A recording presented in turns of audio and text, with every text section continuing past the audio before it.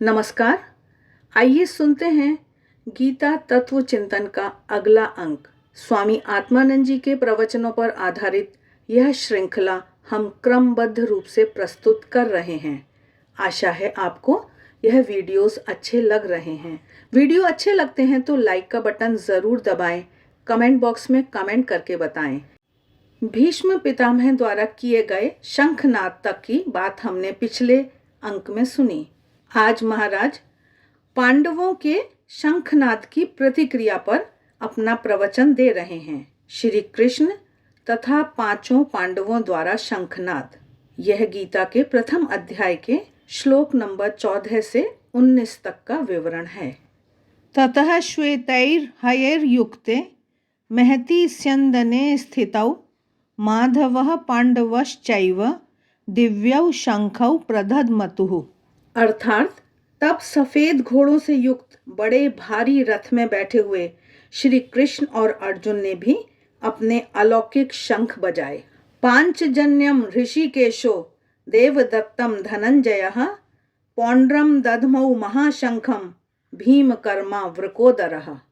अर्थात श्री कृष्ण ने पांचजन्य नामक और अर्जुन ने देवदत्त नामक शंख बजाया। भयानक कर्म करने वाले बाघ के से उदर वाले भीम ने पौंड्र नामक अपना महान शंख बजाया। अनंत विजयम राजा कुंती पुत्रो युधिष्ठिरः नकुलः सहदेवश्च सुघोष मणिपुष्पकौ।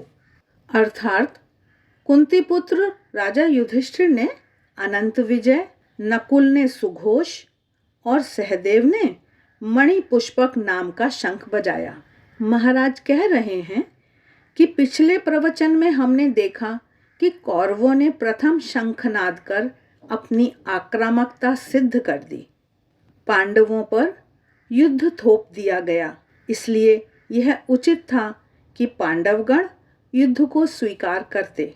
उपर्युक्त 3 श्लोकों में पांचों पांडवों तथा श्री कृष्ण के द्वारा शंख फूंकते हुए कौरवों की युद्ध की चुनौती को स्वीकार किया गया है। यहाँ एक बात विचारणीय है कि पांडवों की ओर से सर्वप्रथम युद्ध का बिगुल भगवान श्री कृष्ण ने बजाया। इससे मानो भगवान श्री कृष्ण यह सूचित कर रहे हैं कि भले ही मैंने युद्ध भूमि में शस्त्र न उठाने की प्रतिज्ञा की हो, तथापि पांडवों की ओर से युद्ध का संचालक तो मैं ही हूँ। यहाँ श्री कृष्ण के लिए माधव और ऋषिकेश के 2 नाम आए हैं। इन नामों की व्याख्या करते हुए संजय राजा धृतराष्ट्र से महाभारत के उद्योग पर्व में कहते हैं, भारत मौन, ध्यान और योग से उनका बोध अथवा साक्षात्कार होता है, इसलिए आप उन्हें माधव समझें तथा वे हर्ष अर्थात सुख से युक्त होने के कारण ऋषिक हैं और सुख ऐश्वर्य से संपन्न होने के कारण ईश कहे गए हैं। इस प्रकार वे भगवान ऋषिकेश नाम धारण करते हैं। माधव शब्द की व्युत्पत्ति भी वो यों करते हैं, महा अर्थात लक्ष्म्यः, धवः अर्थात पति, यानी लक्ष्मी का पति। तात्पर्य यह है कि जहाँ लक्ष्मीपति युद्ध के नेता हैं, वहाँ उनको छोड़कर विजय लक्ष्मी कहाँ जा सकती है। उसी प्रकार ऋषिकेश शब्द की भी एक दूसरे प्रकार से व्युत्पत्ति की गई है। ऋष धातु का अर्थ होता है आनंद देना। इंद्रियां मनुष्य को आनंद देती हैं, इसीलिए उन्हें ऋषिक कहते हैं। अतः ऋषिकेश का अर्थ हुआ ऋषिक का ईश, यानी इंद्रियों का राजा। जो इंद्रियों का स्वामी हो वह हुआ ऋषिकेश। आगे हम अर्जुन को दिव्य रथ तथा अस्त्र की प्राप्ति पर महाराज के विचार सुनने जा रहे हैं। महाराज कह रहे हैं कि इस श्लोक में अर्जुन के रथ का विशेष रूप से उल्लेख किया गया है। साथ ही रथ में जुते हुए घोड़ों का भी। गीता में अन्य किसी के रथ और घोड़ों का उल्लेख नहीं है। यह विशेष उल्लेख संभवतः इसलिए हुआ है कि अर्जुन के रथ की विलक्षणता है। युद्ध में अन्य सभी के रथ टूटे और घोड़े मरे, पर अर्जुन का ना तो रथ टूटा और ना कोई घोड़ा मरा। इस रथ और इन घोड़ों का अपना एक विशेष इतिहास है। प्राचीन काल में श्वेतकी नाम का एक बड़ा ही बलशाली और पराक्रमी राजा था। कहते हैं कि उसके यज्ञ में घी की आहुतियां पी पी कर अग्नि देवता ऐसे छके कि उनकी पाचन शक्ति कमजोर हो गई, रंग फीका पड़ गया और प्रकाश मंद हो गया। अजीर्ण से उनका अंग अंग ढीला पड़ गया। वे ब्रह्मा जी के पास गए और उनसे रोग मुक्ति का उपाय पूछा। ब्रह्मा जी ने कहा, अग्निदेव, अगर तुम खांडव वन को जला दो तो तुम्हारी अरुचि और अजीर्ण दूर हो जाए और तुम्हारी ग्लानि भी मिट जाएगी। तब अग्निदेव ने 7 बार खांडव वन को जलाने की चेष्टा करी, पर इंद्र के संरक्षण के कारण वे 7 बार असफल रहे। जब अग्निदेव निराश हो दोबारा ब्रह्मा जी के पास पहुंचे तो उन्होंने अग्नि देवता को भगवान श्री कृष्ण और अर्जुन के माध्यम से खांडव वन जलाने का उपाय बतलाया। एक दिन अर्जुन भगवान श्री कृष्ण के साथ यमुना के किनारे पर जल विहार के लिए गए थे। वहां उनके सामने एक ब्राह्मण आया और भिक्षा की मांग की। जब अर्जुन ने भिक्षा देनी चाही तो ब्राह्मण ने अपना असली परिचय दिया और कहा कि मैं साधारण अन्न नहीं चाहता, मैं अग्नि हूँ। मैं खांडव वन को जला डालना चाहता हूँ। आपकी इसमें सहायता चाहिए। यह सुन अर्जुन बोले, अग्निदेव, मेरे पास दिव्यास्त्रों की कमी नहीं है। उनके द्वारा मैं इंद्र को भी युद्ध में छका सकता हूँ, परंतु मेरे बाहुबल को संभाल सकने वाला धनुष मेरे पास नहीं है और न उन अस्त्रों के उपयुक्त बाण ही हैं। और रथ भी तो ऐसा नहीं है जो यथेष्ट बोझ ढो सके। भगवान श्री कृष्ण के पास भी ऐसा कोई शस्त्र इस समय नहीं है जिससे ये युद्ध में नागों और पिशाचों को मार सकें। खांडव वन को जलाते समय इंद्र को रोकने के लिए युद्ध सामग्री की आवश्यकता है।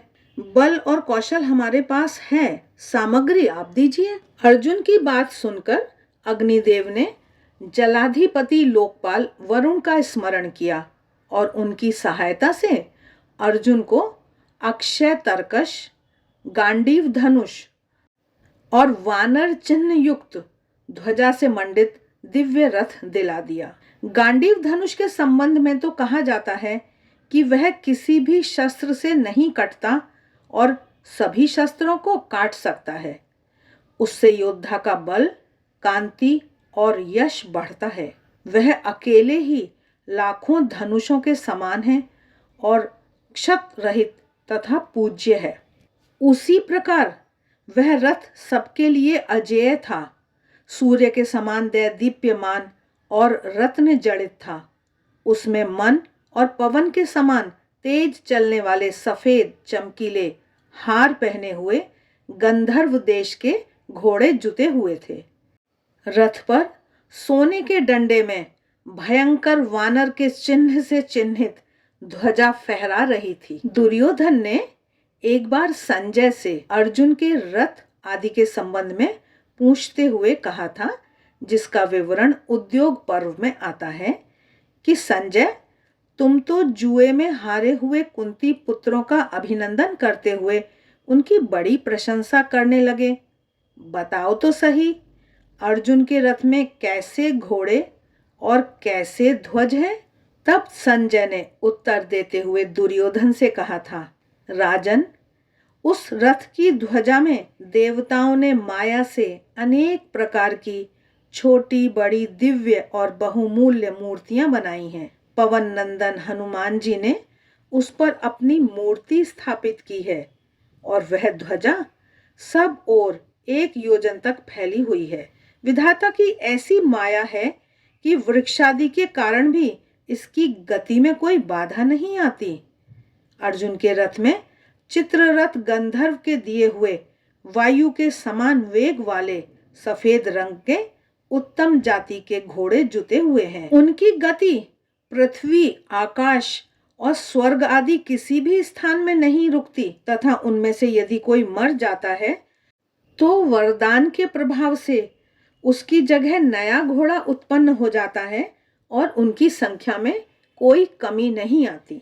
ऐसे दिव्य रथ में बैठ श्री कृष्ण और अर्जुन ने दिव्य शंख फूंके। भगवान कृष्ण ने पांचजन्य नामक शंख बजाया।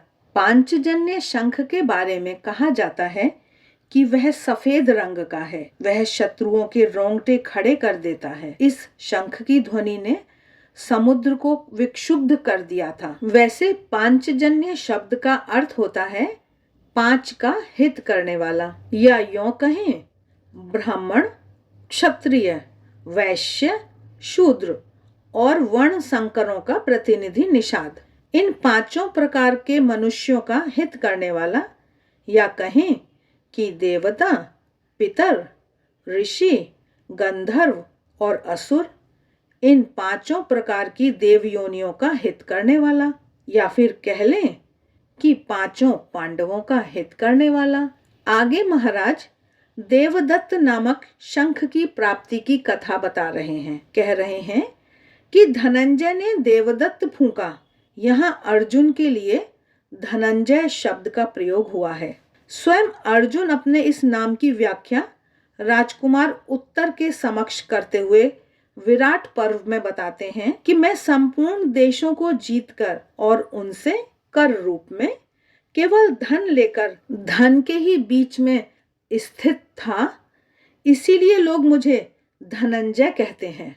अर्जुन को यह देवदत्त नामक शंख मैं दानव से प्राप्त हुआ था। जब भगवान श्री कृष्ण और अर्जुन की सहायता से अग्नि देवता ने खांडव वन का दाह किया, तब मैं दानव अपने प्राण बचाकर भागा। भगवान श्री कृष्ण ने उस पर अपना चक्र छोड़ा।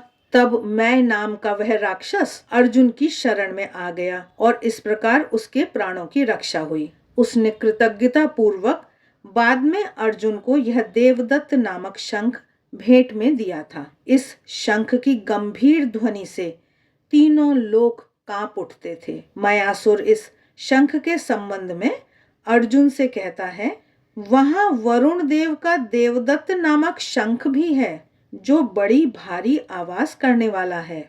फिर महाभारत में ही वन पर्व में यह भी मिलता है कि अर्जुन युधिष्ठिर को देवदत्त नामक शंख की प्राप्ति की बात बतलाते हुए कहते हैं कि देवदत्तम चमे शंखम पुनः प्रादान महारवम। फिर देवेश्वर इंद्र ने बड़े जोर की आवाज करने वाला यह देवदत्त नामक शंख मुझे प्रदान किया। महाराज कह रहे हैं कि अब यह निश्चय करना कठिन है कि अर्जुन ने यह देवदत्त नामक शंख इंद्र से प्राप्त किया या मैं नामक दानव से। देवदत्त शंख के संबंध में हमें महाभारत में भी कुछ और विवरण प्राप्त होते हैं।